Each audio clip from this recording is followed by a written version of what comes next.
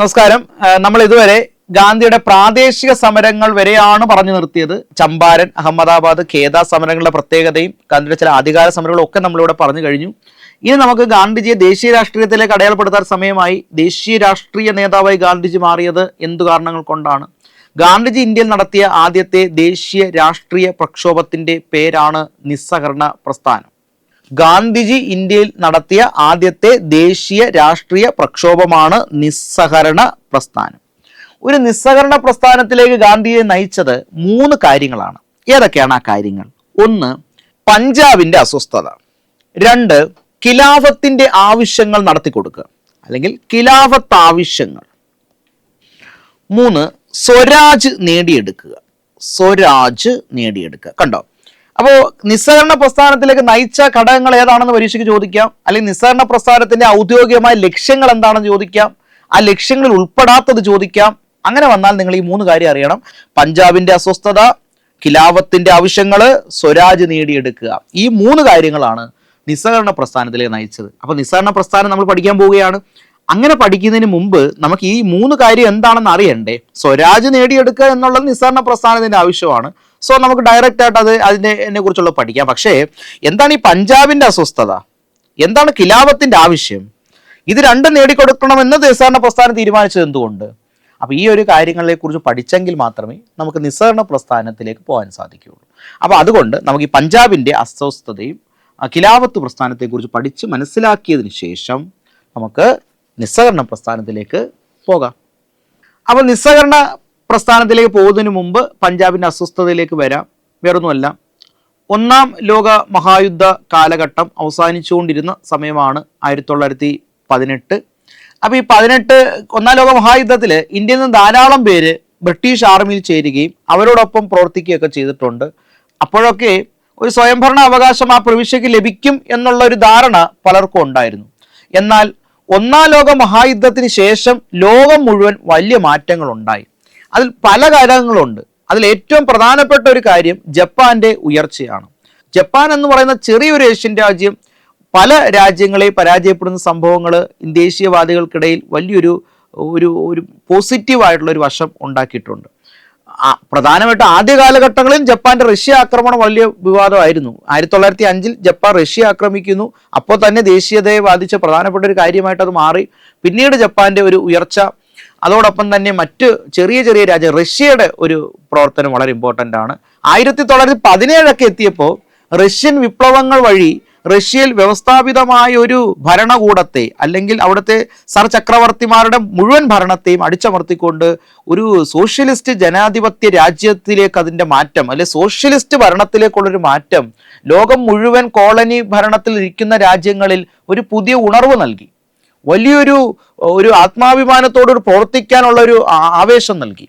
ഇത്തരത്തിലുള്ള ആവേശങ്ങൾ പല കോളനികളിലും പ്രകടമായി. ചെറിയ ചെറിയ മാറ്റങ്ങൾ ബ്രിട്ടന്റെ കോളനിയായി ഇരിക്കുന്ന പല രാജ്യങ്ങളിലും സ്വാതന്ത്ര്യത്തിന് വേണ്ടിയിട്ടുള്ള മുറവിളി ഉയരാൻ തുടങ്ങി. അപ്പം ഇങ്ങനൊരു സാഹചര്യത്തിൽ ഇത്തരത്തിലുള്ള ഒരു പ്രക്ഷോഭം മുൻകൂട്ടി കണ്ടുകൊണ്ട് ബ്രിട്ടീഷുകാർ ദേശീയ പ്രസ്ഥാനം ശക്തി പ്രാപിച്ചു കഴിഞ്ഞാൽ, ദേശീയതയുമായി ബന്ധപ്പെട്ട് തീവ്രവാദ പ്രവർത്തനങ്ങൾ വളരെയധികം കൂടിക്കഴിഞ്ഞാൽ തങ്ങളുടെ ക്രമസമാധാനത്തിൽ നിൽക്കുകയില്ല എന്നും അത് അവരുടെ സ്വാതന്ത്ര്യ ലബ്ധിക്ക് കാരണമാകുമെന്നും ചിന്തിച്ചുകൊണ്ട് അതിനെ അടിച്ചമർത്താനുള്ള നടപടികൾ വളരെ വളരെ വളരെ ശക്തമായിട്ട് അണിയറയിൽ നടന്നുകൊണ്ടിരിക്കുകയായിരുന്നു. ഇന്ത്യക്കാർക്ക് സ്വയംഭരണം തരും എന്നുള്ള ധാരണയിൽ ഇരിക്കുമ്പോഴാണ് അവർ മനുഷ്യാവകാശത്തിലെ പൗരാവകാശങ്ങളെ ഏറ്റവും ലംഘിക്കുന്ന തരത്തിലുള്ള പൗരാവകാശ ലംഘനവുമായി ബന്ധപ്പെട്ട ഒരു നിയമം പാസ്സാക്കുന്നു. സിഡ്നി റൗലറ്റ് എന്ന് പറയുന്ന ഉദ്യോഗസ്ഥന്റെ നേതൃത്വത്തിൽ അതിന് രൂപരേഖ നൽകുകയും 1919 പാസ്സാക്കുകയും ചെയ്ത ആ നിയമമാണ് റൗലറ്റ് ആക്ട്. 1919 മാർച്ചോടുകൂടി റൗലറ്റ് ആക്ട് പാസ്സായി. അപ്പൊ ലോകമാകമാനം ഉയർന്നു വരുന്ന കോളനിവൽക്കരണത്തിനെതിരെയുള്ള പ്രതിഷേധങ്ങൾ മുളയിലേ നുള്ളിക്കളയുക എന്ന ലക്ഷ്യത്തോടു കൂടിയാണ് ഈ ആക്ട് പാസ്സാകുന്നത്.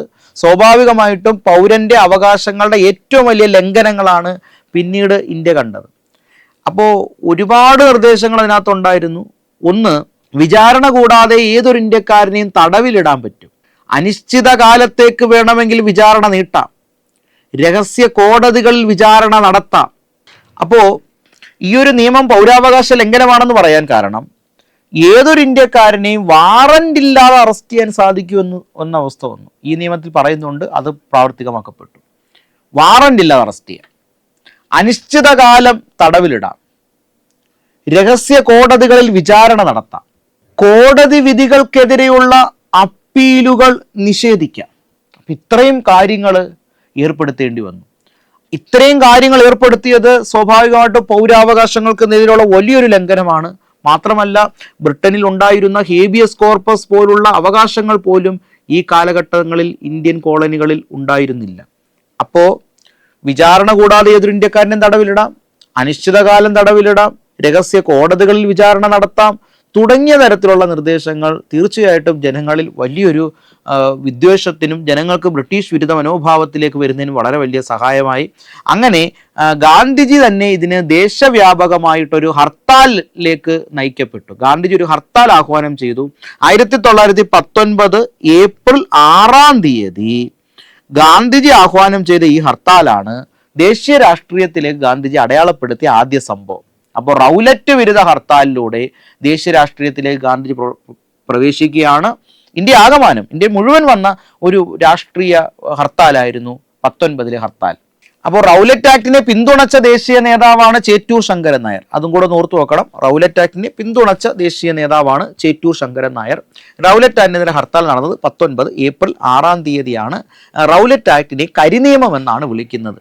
അതായത് ഇന്ത്യക്കാരുടെ ഒരു കരിനിയമമാണ് റൗലറ്റ് ആക്ട്. ഇങ്ങനെ വിളിച്ചത് ഗാന്ധിജിയാണ്. റൗലറ്റ് ആക്ടിനെതിരെ ബോംബെയിൽ ഗാന്ധിജി സത്യാഗ്രഹ സഭ ആരംഭിക്കുന്നുണ്ട്. അപ്പോൾ റൗലറ്റ് ആക്ടിനെതിരെ ഗാന്ധിജി ആരംഭിച്ചതാണ് സത്യാഗ്രഹ സഭ. സത്യാഗ്രഹ സഭ ബോംബെയിലാണ് ആരംഭിച്ചത്. റൗലറ്റ് ആക്ടിനെതിരെ ഗാന്ധിജി ബോംബെയിൽ ആരംഭിച്ചതാണ് സത്യാഗ്രഹ സഭ. ഏപ്രിൽ 6 രാജ്യവ്യാപകമായ ഹർത്താലുകൾക്ക് ഗാന്ധിജി ആഹ്വാനം നൽകുന്നത്. അനാർക്കിയൽ ആൻഡ് റവല്യൂഷണറി ക്രൈംസ് ആക്ട് ഇന്ത്യയിലെ അരാജകത്വപരമായ പ്രതിസന്ധി ഘട്ടങ്ങളിൽ ഇന്ത്യയുടെ അരാജകത്വം തുടച്ചു നീക്കാൻ പ്രതിജ്ഞാബദ്ധമായ നിയമം എന്ന രീതിയിലാണ് ഇതിന് ഔദ്യോഗികമായ നാമം. അപ്പോൾ അനാർക്കിയൽ ആൻഡ് റവല്യൂഷണറി ക്രൈംസ് ആക്ട് എന്ന എക്സാമിന് മുമ്പ് ചോദിച്ചിട്ടുണ്ട്, അത് ഓർത്തു വെക്കണം. അത് റൗലറ്റ് ആക്ട് തന്നെയാണ്. Anarchical and revolutionary crimes act. Madan Mohan മാളവിയും മുഹമ്മദ് അലി ജിന്നയൊക്കെ ഈ ആക്ടിനെതിരെ പ്രതിഷേധിച്ചുകൊണ്ട് സെൻട്രൽ അസംബ്ലിയിൽ നിന്ന് രാജിവെച്ചവരാണ്. അപ്പോൾ ഇന്ത്യക്കാരുടെ ആരുടെയും വാക്കുകൾ കേൾക്കാതെ ഏകപക്ഷീയമായിട്ടുള്ളൊരു നിയമമാണ് റൗലറ്റ് ആക്ട്. അപ്പോൾ റൗലറ്റ് ആക്ടിനെ കുറിച്ച് നമ്മൾ പറഞ്ഞു കഴിഞ്ഞു. റൗലറ്റ് ആക്ട് സിഡ്നി റൗലറ്റിൻ്റെ നേതൃത്വത്തിലുള്ള ഒരു കമ്മീഷനാണ് നൽകുന്നത് റിപ്പോർട്ട്. റൗലറ്റ് ആക്ട് പൗരാവകാശ ലംഘനം നയിക്കുന്നു. Rowlatt act 19 April 6 Rowlatt act 19 അതിനെതിരെ ഏപ്രിൽ 6 ഗാന്ധിജി സത്യാഗ്രഹം നയിക്കുന്നു. ഗാന്ധി ദേശീയ രാഷ്ട്രീയത്തിൽ അടയാളപ്പെടുത്തിയ സത്യാഗ്രഹമാണ് ഏപ്രിൽ 6 സത്യാഗ്രഹം. ഇത്രയും കാര്യങ്ങൾ നമ്മൾ പറഞ്ഞു കഴിഞ്ഞു. ഇനി എന്താ സംഭവിച്ചത്? റൗലറ്റ് ആക്ടിനെതിരെയുള്ള പ്രതിഷേധങ്ങൾ പലയിടത്തും അക്രമാസക്തമായി. പ്രത്യേകിച്ച് പഞ്ചാബിലാണ് കൂടുതൽ തീവ്രമായിട്ട് ഇതിനെതിരെയുള്ള പ്രതിഷേധങ്ങൾ ഉണ്ടായത്. അതിനും കാരണമുണ്ട്. പഞ്ചാബിൽ നിന്നാണ് ആൾക്കാർ കൂടുതലായിട്ട് ബ്രിട്ടീഷ് ആർമിയിൽ ഒരു സ്വയംഭരണം പ്രതീക്ഷിച്ച് പോയത്. പക്ഷേ ബ്രിട്ടീഷ് ആർമിയിൽ നിന്ന് അല്ലെങ്കിൽ ബ്രിട്ടീഷ് ആർമി ചേർന്നതിന് ശേഷം ഇവിടെ സ്വയംഭരണം കിട്ടുമെന്ന് പ്രതീക്ഷിച്ചവർക്ക് സ്വയംഭരണമല്ല, പൗരാവകാശത്തെ ലംഘിക്കുന്ന ഒരു നിയമത്തിൻ്റെ ചട്ടകയിലാണ് വന്ന് വീണത്. അപ്പോൾ അതുകൊണ്ട് അവരാണ് കൂടുതൽ പ്രതിഷേധിച്ചത്. അപ്പോൾ ഇത്തരം പ്രതിഷേധങ്ങൾ അക്രമത്തിലേക്ക് പോകാതിരിക്കാൻ ഗാന്ധിജി 2 നേതാക്കളെ അങ്ങോട്ട് അയച്ചു, സെയ്ഫുദ്ദീൻ കിച്ചിലുവും സത്യപാലും. അപ്പോൾ ഡോക്ടർ സത്യപാലിനെയും സെയ്ഫുദ്ദീൻ കിച്ചിലുവിനെയൊക്കെ ഗാന്ധിജി അങ്ങോട്ട് അയക്കുകയും വിഷയങ്ങളൊന്ന് സോൾവ് ചെയ്യണം, പ്രശ്നമൊന്ന് പരിഹരിക്കാൻ വേണ്ടി തീരുമാനിക്കണം എന്നൊക്കെ പറഞ്ഞു. പക്ഷേ അതിനു മുമ്പ് തന്നെ അവിടെ കർഫ്യൂ ഒക്കെ ഏർപ്പെടുത്തിയിരുന്നു. 19 ഏപ്രിൽ 10, 11 തീയതികളിൽ അവിടെ കർഫ്യൂ ആയിരുന്നു. സ്വാഭാവികമായിട്ടും അവിടെ പ്രവേശിക്കപ്പെട്ട സെയ്ഫുദ്ദീൻ കിച്ചിലിനെ സത്യപാലിനെയും അറസ്റ്റ് ചെയ്യുകയും അവിടെ പിന്നീട് കൂടുതൽ കർശനമായി 144 പ്രഖ്യാപിക്കുകയും ചെയ്തു. അതോടുകൂടി ജനങ്ങളുടെ ഒത്തൊരുമിച്ച് കൊണ്ടുള്ള പ്രതിഷേധങ്ങളൊക്കെ പഞ്ചാബിൽ നിരോധിച്ചു.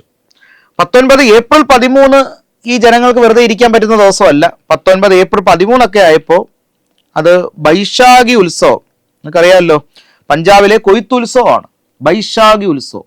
അപ്പോൾ ഈ ബൈശാഖി ഉത്സവം ആയി 19 ഏപ്രിൽ 13. അപ്പോൾ അതിൻ്റെ ഉത്സവത്തിൻ്റെ ചടങ്ങും കാര്യങ്ങളും ഒക്കെ ആയിട്ട് ജനങ്ങൾ ഒത്തുകൂടി. അതിനിടയിൽ എല്ലാവർക്കും വരാൻ പറ്റുന്ന പൊതുവേദിയായിട്ട് പഞ്ചാബിലെ അമൃത്സർ എന്ന് പറയുന്ന സ്ഥലത്തെ ജാലിയൻ വാലാബാഗ് മൈതാനത്തിൽ എല്ലാവരും ഒത്തുകൂടി. ആ മൈതാനം 3ഓളം വലിയ വാളുണ്ട്, പക്ഷേ എൻട്രൻസ് ഒക്കെ വളരെ ചെറുതാണ്. ഒരു ചെറിയൊരു എൻട്രൻസ് ആണ് പലപ്പോഴും ഉണ്ടാകുന്നത്. കയറി ചെല്ലുന്ന കഴിഞ്ഞാൽ വളരെ വിശാലമായ ഒരു മൈതാനമായി അത് മാറുകയും ചെയ്യും. ധാരാളം ആൾക്കാർ, 10,000-ലധികം ആൾക്കാർ ഉൾക്കൊള്ളാൻ പറ്റുന്ന ഒരു മൈതാനമായിട്ട് അത് മാറും. അപ്പോൾ അവിടെ രാവിലെ ആൾക്കാർ ഉത്സവത്തിന്റെ ഭാഗമായി എത്തിയിരുന്നെങ്കിലും കുറച്ച് ആൾക്കാർ ബ്രിട്ടീഷുകാരുടെ ഈ ഒരു അരാജകത്വ നിയമത്തിനെതിരെ പ്രതിഷേധിക്കാൻ കൂടി തീരുമാനിച്ചു. അങ്ങനെ പ്രത്യേകിച്ച് നേതാക്കളൊന്നും ഇല്ലാതെ പരസ്പരം കൂടി സംസാരങ്ങളും ഒക്കെയായി. ചെറിയ കച്ചവടക്കാരും ബാക്കിയുള്ള ആൾക്കാരും ഒക്കെ അവിടെ ഉണ്ടായിരുന്നു. ഈ ഒരു സാഹചര്യത്തിൽ പഞ്ചാബ് ഗവർണറായിരുന്ന മൈക്കൽ ഒ ഡയർ അന്നത്തെ ജനറൽ ഡയറായിരുന്ന റെജിനാൾഡ് ഡയറിനെ, പട്ടാള ജനറലായിരുന്ന ജനറൽ ഡയറിനെ അങ്ങോട്ട് അയക്കുകയും അവിടെ ജനങ്ങൾ കൂടി നിന്നിരുന്ന വളരെയധികം വലിയൊരു ജനക്കൂട്ടത്തെ അതിനുള്ള എൻട്രൻസ് അവർ അടയ്ക്കുകയും 10 മിനിറ്റോളം ക്രൂരമായി വെടിവെക്കുകയും ചെയ്തു. 1650 റൗണ്ടിലധികം വെടിവെച്ച ആ ഒരു സംഭവത്തിൽ ഭൂരിഭാഗം ജനങ്ങളും തീർച്ചയായിട്ടും മരിക്കപ്പെട്ടു. അതിൻ്റെ നടുക്കുണ്ടായിരുന്ന ചില കിണറുകളിലൊക്കെ ചാടിയവർ തലയിടിച്ചു മരിച്ചു. മതിലൊക്കെ പിടിച്ചു കയറാൻ ശ്രമിച്ചവരെ വെടിവെച്ച് കൊന്നു. ഇഴഞ്ഞു നീങ്ങിയവരെ പോലും വെടിവെച്ചിടാൻ വേണ്ടി ബ്രിട്ടീഷുകാർ ക്രൂരമായ നടപടി സ്വീകരിച്ചു. പരിക്കേറ്റ് രക്തം വാർന്നൊഴുകുന്നവർക്ക് ദാഹജലം നൽകാൻ പോലും അവരനുവദിച്ചില്ല. മരണം ഉറപ്പിക്കുന്നത് വരെ അവർ വെടിവെച്ചുകൊണ്ട് ആൾക്കാരുടെ ആ ശവകൂമ്പാരത്തിൻ്റെ ചുറ്റും നടക്കുകയും രാത്രി വരെ അവിടെ വെയിറ്റ് ചെയ്യുകയും ചെയ്തിരുന്നു. അപ്പം എങ്ങനെ വളരെ ക്രൂരമായ, ലോകം കാണാത്ത തരത്തിലുള്ള ഒരു ക്രൂര നടപടിയാണ് ഈ ജാലിയൻ വാലാബാഗിൽ നടന്നത്, അല്ലെങ്കിൽ അമൃത്സറിൽ നടന്നത്. അത് റൗലറ്റ് ആക്റ്റുമായിട്ട് ബന്ധമുണ്ട്. റൗലറ്റ് ആക്ടിനെതിരെ പ്രതിഷേധത്തിൻ്റെ ഭാഗമായിട്ടാണ് ഈ ഒരു കലാപത്തിലേക്ക് എത്തിയത്. സോ അങ്ങനെ ഒരു വലിയ കലാപത്തിന് ഇത് കാരണമായി. അപ്പോൾ ജാലിയൻ വാലാബാഗ് കൂട്ടക്കൊല നടന്നത് 1919 ഏപ്രിൽ 13-നാണ്. ആരായിരുന്നു ഉത്തരവിട്ടത്? പഞ്ചാബ് ഗവർണറായിരുന്ന മൈക്കൽ ഒ ഡയർ. ആരാ നേതൃത്വം നൽകിയത്? Reginald Dyer. ആരാ നേതൃത്വം നൽകിയത്? Reginald Dyer. ആരാ ഉത്തരവിട്ടത്? Michael O'Dwyer. നേതൃത്വം നൽകിയത് റെജിനാൾഡ് ഡയർ. അങ്ങനെ ജാലിയൻ വാലാബാഗിലെ കൂട്ടക്കൊല എല്ലാവരെയും അക്ഷരാർത്ഥത്തിൽ ഞെട്ടിച്ചു. പ്ലാസി ബ്രിട്ടീഷ് സാമ്രാജ്യത്തിന് അടിത്തറയിട്ടു, അമൃത്സർ അതാ ഇളക്കിയിരിക്കുന്നു എന്നാണ് ഗാന്ധിജി പറഞ്ഞത്. പ്ലാസി ബ്രിട്ടീഷ് സാമ്രാജ്യത്തിന് അടിത്തറയിട്ടിരിക്കുന്നു, അമൃത്സർ എന്നാൽ അത് ഇളക്കിയിരിക്കുന്നു. അപ്പോൾ അമൃത്സർ ദുരന്തം നടന്ന ജാലിയൻ വാലാബാഗിൻ്റെ ആ സംഭവത്തെക്കുറിച്ചാണ് ഗാന്ധിജി ഇങ്ങനെ പറഞ്ഞത്. അപ്പോൾ ഇതിനെതിരെ വലിയ പ്രതിഷേധമൊക്കെ ഉണ്ടായി. പ്രതിഷേധം ഉണ്ടാകുന്നതിൻ്റെ ഫലമായിട്ട് ഒരു പ്രതിഷേധം പരിധി കടന്നപ്പോൾ ഇത് അന്വേഷിക്കാൻ വേണ്ടി ഹണ്ടർ കമ്മീഷനെ നിയോഗിച്ചു. ഹണ്ടർ കമ്മീഷൻ വളരെ ചുരുങ്ങിയ ആൾക്കാർ മാത്രമേ ഇതിനകത്ത് പങ്കെടുത്തിരുന്നുള്ളൂ എന്നും മൈക്കൽ ഒ ഡയറിന് എതിരെ വലിയ കുറ്റങ്ങളൊന്നും ചാർത്തിയിരുന്നുമില്ല. അപ്പോൾ ഈ മൈക്കൽ ഒ ഡയറിനെതിരെ കുറ്റം ചാർത്താത്തതും കുറഞ്ഞ അംഗങ്ങൾ മാത്രമാണ് ഇതിനകത്ത് ഉണ്ടായിരുന്നതും അതിൽ മരിച്ചത് 317 താഴെ 370 താഴെ ആൾക്കാരെ ഉണ്ടായിരുന്നുള്ളൂ എന്നൊക്കെയുള്ള നിർദ്ദേശങ്ങൾ ഇന്ത്യക്കാരെ അംഗീകരിക്കാനേ തയ്യാറായിരുന്നില്ല. അപ്പോൾ ഇതിന് വലിയൊരു പ്രതിഷേധം ഉണ്ടാകുന്നു ഇവരുടെ റിപ്പോർട്ടിനെതിരെ. ഈ റിപ്പോർട്ടിനെതിരെയുള്ള പ്രതിഷേധത്തെ തുടർന്ന് കൈസറെ ഹിന്ദ് പദവി ഗാന്ധിജി തിരിച്ചു കൊടുക്കുന്നു. പണ്ട് ബൂവർ യുദ്ധത്തിൽ ഈ ആംബുലൻസ് കോർഡിനേറ്റ് ചെയ്തതിന് പണ്ട് കിട്ടിയൊരു പദവിയാണ് കൈസർ എ ഹിന്ദ്. ഈ കൈസർ എ ഹിന്ദ് പദവി ഗാന്ധിജി തിരിച്ചു നൽകുകയാണ്. സർപദവി അഥവാ നൈറ്റ്ഹുഡ് പുരസ്കാരം ടാഗോർ തിരിച്ചേൽപ്പിക്കുന്നു. സിവിൽ സർവീസിൽ നിന്ന് സുഭാഷ് ചന്ദ്രബോസ് രാജിവെച്ചു പോകുന്നു. ചേറ്റൂർ ശങ്കരൻ നായർ വൈസ്രോയുടെ എക്സിക്യൂട്ടീവ് കൗൺസിലിൽ നിന്ന് തന്നെ രാജിവെക്കുകയാണ്. അപ്പോൾ നമ്മൾ പറഞ്ഞ കാര്യങ്ങൾ ഏതൊക്കെയാണ്? കൈസർ എ ഹിന്ദ് പദവി ഗാന്ധിജി ഉപേക്ഷിക്കുന്നു. വൈസ്രോയുടെ എക്സിക്യൂട്ടീവ് കൗൺസിലിൽ നിന്ന് ചേറ്റൂർ ശങ്കരൻ നായർ രാജിവെക്കുന്നു. സുഭാഷ് ചന്ദ്രബോസ് പ്രധാനപ്പെട്ട ഒരാളാണ്, അദ്ദേഹം സിവിൽ സർവീസ് ഉപേക്ഷിക്കാൻ തയ്യാറാകുന്നു.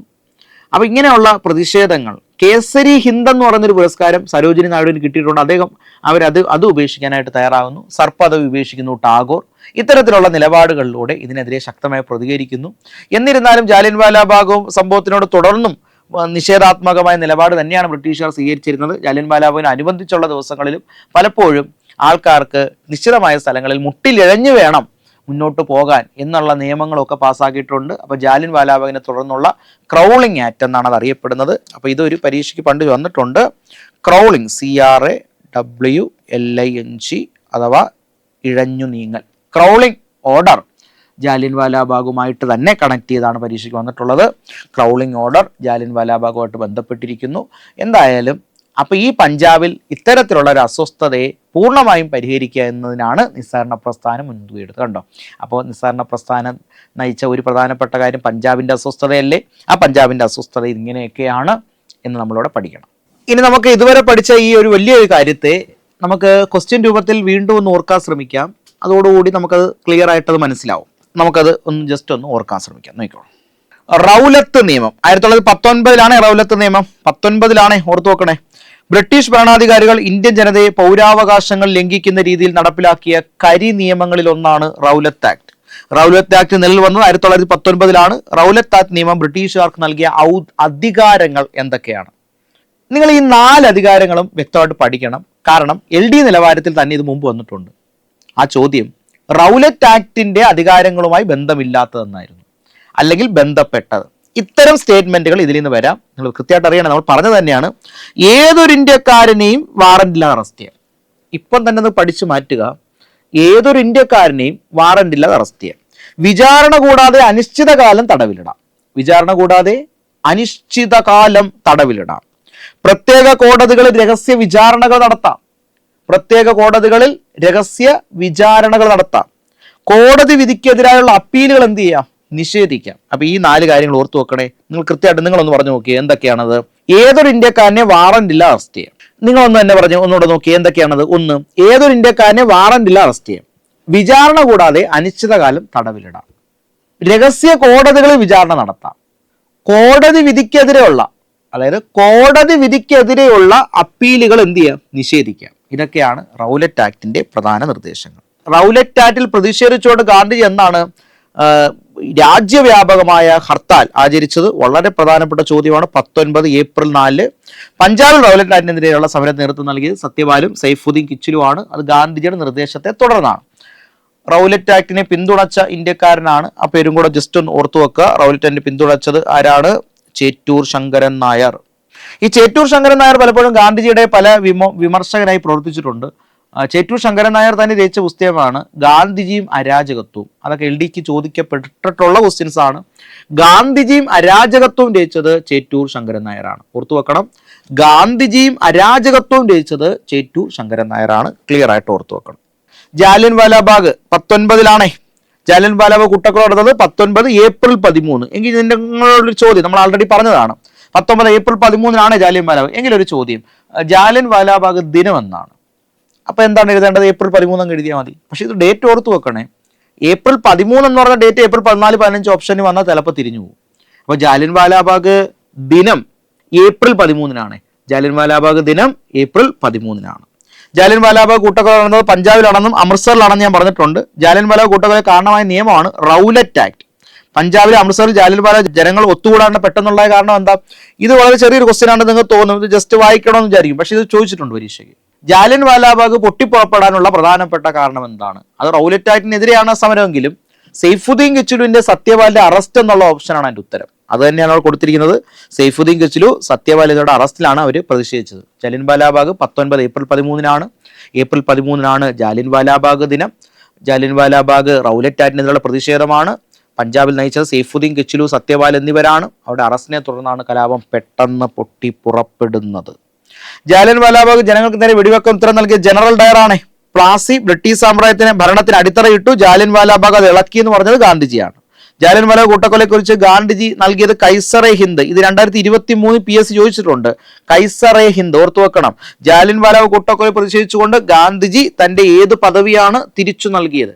ഗാന്ധി തിരിച്ചു നൽകിയത് കൈസർ എ ഹിന്ദാണ്. ഓർത്തു വെക്കണേ, കൈസർ എ ഹിന്ദാണേ. സർ പദവി ഉപേക്ഷിച്ചത് ടാഗോറാണ്. മുമ്പ് ചോദിച്ചിട്ടുണ്ട് പരീക്ഷയ്ക്ക്. സർ പദവി ഉപേക്ഷിച്ചത് ടാഗോറാണ്. സർ പദവി ഉപേക്ഷിച്ചത് ടാഗോറാണ്. അതുപോലെ തന്നെ സിവിൽ സർവീസ് ഉപേക്ഷിച്ചത് ആരാന്ന് ഓർമ്മയുണ്ടോ? അത് സുഭാഷ് ചന്ദ്രബോസ് ആണ്. ഒരു ബാക്ക്ഗ്രൗണ്ട് കൂടി ഉണ്ട് ഇതിന്. ജാലിയൻ വാലാബാഗ് കൂട്ടക്കൊലയിൽ കാരണക്കാരനായ മൈക്കിളോ ഡയറിനെ പിന്നീട് സർവീസിൽ നിന്ന് പിരിച്ചുവിട്ടെങ്കിലും അദ്ദേഹത്തിന് വീരോചിതമായ പുരസ്കാരം അല്ലെങ്കിൽ വീരോചിതമായ ഒരു വരവേൽപ്പാണ് ഇംഗ്ലണ്ടിൽ നിന്ന് ലഭിച്ചത്. കാരണം ബ്രിട്ടീഷ് പത്രങ്ങളും ലേഖനങ്ങളും അയാളെ നായകനെന്ന് പുകഴ്ത്തി. ഇത്രയും വലിയൊരു ആൾക്കൂട്ടത്തെ നേരിട്ട ധീരനായ വ്യക്തി എന്നാണ് പലപ്പോഴും പല മാധ്യമങ്ങളും അദ്ദേഹത്തെ വിശേഷിപ്പിച്ചത്. സ്വാഭാവികമായിട്ടും അതിന്റെ വാർത്തകളൊക്കെ ഇന്ത്യയിൽ അലയടിക്കുമ്പോൾ ഇന്ത്യക്കാർക്ക് വളരെ വിഷമം തോന്നി. അപ്പൊ ഇതിനെതിരെ ഒരു പ്രതികാര കഥ കൂടിയുണ്ട്. ഇതിനെതിരെ ഉദ്ധം സിംഗ് കാക്സ്റ്റൺ എന്ന് പറയുന്ന ഹാളിൽ വെച്ച് ഈ മൈക്കിളോ ഡയറിനെ 40 മാർച്ച് 13 വെടിവെച്ച് കൊല്ലുകയാണ്. ജാലിയൻ വാലാബാഗിന് കാരണക്കാരനായ മൈക്കിളോ ഡയറിനെ വെടിവെച്ച് കൊന്നതാണ് ഉദ്ധം സിംഗ്. റാം മുഹമ്മദ് സിംഗ് ആസാദ് എന്നറിയപ്പെടുന്ന ഉദ്ധം സിംഗ് ആണ്. അതായത് മതമൈത്രിയുടെ ഭാഗമായിട്ട് അദ്ദേഹം സ്വീകരിച്ചൊരു പേരാത് രാം മുഹമ്മദ് സിംഗ് ആസാദ്. രാം മുഹമ്മദ് സിംഗ് ആസാദ് എന്നറിയപ്പെടുന്നത് നമ്മുടെ ഉദ്ധം സിംഗ് ആണ്. അദ്ദേഹത്തെ ജൂലൈ 31 തൂക്കിലേറ്റുന്നു. 1940 ജൂലൈ 31 ഉദ്ധം സിംഗിനെ തൂക്കിലേറ്റുന്നത്. ഈ ഡേറ്റ് നിങ്ങൾ എന്തായാലും പഠിച്ചേ പറ്റുള്ളൂ. കാരണം ഈ ഡേറ്റ് പ്രസ്താവനയിൽ വന്നിട്ടുണ്ട്. 40 ജൂലൈ 31. 40 ജൂലൈ 31. ജാലിയൻ വാലാബാഗ് കൂട്ടക്കൊലയ്ക്ക് നേതൃത്വം നൽകിയ മൈക്കൽ ഓഡറിനെ വധിച്ചത് ഉദ്ധം സിംഗ് ആണ്. അദ്ദേഹത്തെ തൂക്കിലേറ്റിയ 40 ജൂലൈ 31 ഡേറ്റ് ഓർത്ത് നോക്കണേ. 40 ജൂലൈ 31. സോ നമ്മളിപ്പോൾ കവർ ചെയ്തിരിക്കുന്ന പഞ്ചാബിന്റെ അസ്വസ്ഥതയാണ്, അതിനെക്കുറിച്ചുള്ള വിവരങ്ങളാണ്. ക്ലിയറായി മനസ്സിലായി.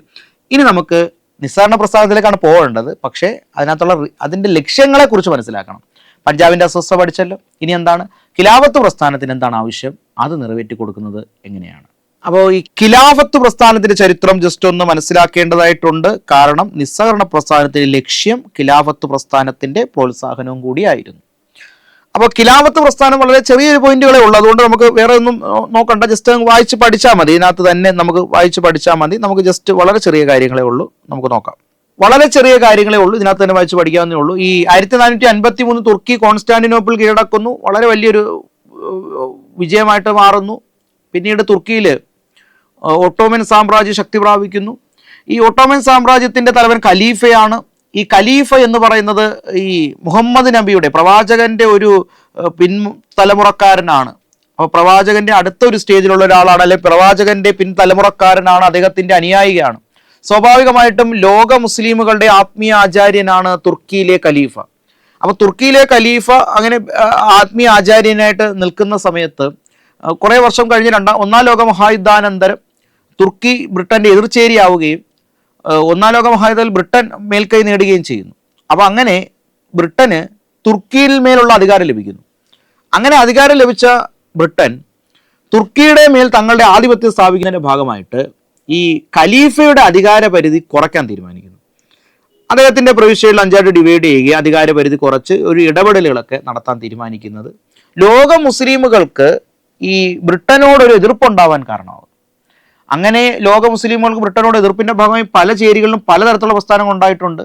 അത്തരത്തിൽ 1919 ഇന്ത്യയിൽ രൂപം കൊണ്ടതാണ് ഖിലാഫത്ത് പ്രസ്ഥാനം. ഓർത്തു വെക്കേണ്ട കാര്യം ഇതാണ്, ഖിലാഫത്ത് പ്രസ്ഥാനം രൂപം കൊണ്ടത് 1919 നിങ്ങൾ ഒരിക്കലും മറക്കരുത്. കാരണം ചില ആൾക്കാർ ചിലപ്പോൾ 20 എന്ന് ഡൗട്ട് ഉണ്ടാവും. അല്ല, ഖിലാഫത്ത് പ്രസ്ഥാനം ആരംഭിച്ചത് 1919. അത് അലി സഹോദരന്മാരാണ്, മൗലാന മുഹമ്മദ് അലി, മൗലാന ഷൗക്കത്ത് അലി. അപ്പൊ രണ്ടുപേരാണ്, മൗലാന മുഹമ്മദ് അലി, മൗലാന ഷൗക്കത്ത് അലി. ഈ മൗലാന ഷൗക്കത്ത് അലി എവിടെയും കേട്ടിട്ടുണ്ടോ? 1920 ഓഗസ്റ്റ് 18 ഗാന്ധിജിയോടൊപ്പം കേരളം സന്ദർശിച്ച ദേശീയ നേതാവാണ് മൗലാന ഷൗക്കത്ത് അലി. അപ്പോൾ മൗലാന മുഹമ്മദ് അലിയും ഷൗക്കത്ത് അലിയും ഒക്കെയാണ് അലി സഹോദരന്മാരെന്നറിയപ്പെടുന്നത്. അവരാണ് ഈ ഖിലാഫത്ത് പ്രസ്ഥാനം ആരംഭിച്ചത് 1919. ഇവിടെ നിങ്ങൾ മനസ്സിലാക്കേണ്ട ഒരു കാര്യം, ഖിലാഫത്ത് പ്രസ്ഥാനത്തിന് അപ്പോൾ എന്തായിരിക്കും ലക്ഷ്യം? ഈ തുർക്കിയിൽ ഖലീഫയുടെ അധികാരം പുനഃസ്ഥാപിക്കുകയായിരിക്കില്ല ലക്ഷ്യം. അതിനെതിരെയാണല്ലോ അതുണ്ടായത്. അപ്പൊ തുർക്കിയിൽ ഖലീഫയുടെ അധികാരം പുനഃസ്ഥാപിക്കുക, അറേബ്യ, സിറിയ, ഇറാഖ്, പാലസ്തീൻ തുടങ്ങിയവ ഖലീഫയുടെ അധികാര പരിധിയിൽ പൂർണ്ണമായി നിർത്തുക, വിശ്വാസ സംരക്ഷണത്തിന് വേണ്ടിയിട്ട് ഖലീഫയ്ക്ക് പൂർണ്ണ പിന്തുണ നൽകുക എന്നിവയൊക്കെയാണ് ഖിലാഫത്ത് പ്രസ്ഥാനത്തിന്റെ ലക്ഷ്യം.